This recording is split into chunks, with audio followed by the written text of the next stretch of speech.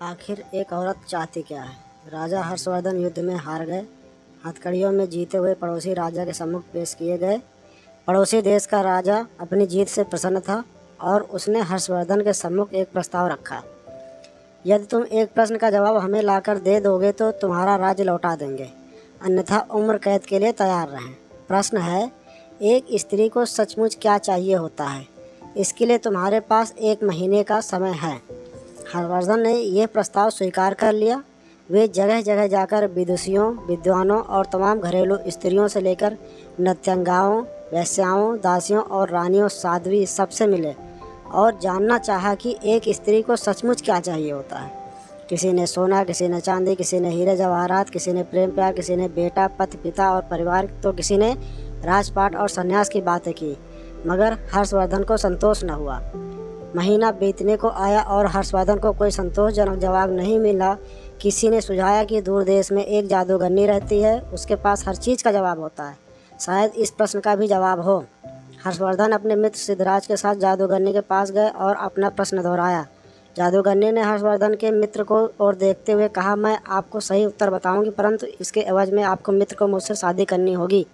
जादूगरनी बुढ़िया तो थी ही, बहुत बदसूरत थी। उसके बब्बुआर पोपले मुंह से एक सड़ा दांत झलका। जब उसने अपनी कुटिल मुस्कुराहट हर्षवर्धन की ओर फेंकी, हर्षवर्धन ने अपने मित्र को परेशानी में नहीं डालने की खातिर मना कर दिया। सिद्धराज ने एक बात नहीं सुनी और अपने मित्र के जीवन की खातिर जादूगरनी से विवाह को तैयार हो गया।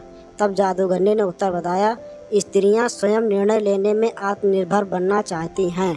यह उत्तर हर्षवर्धन को कुछ जमा। पड़ोसी राज्य के राजा ने भी इसे स्वीकार कर लिया और उसने हर्षवर्धन को उसका राज लौटा दिया।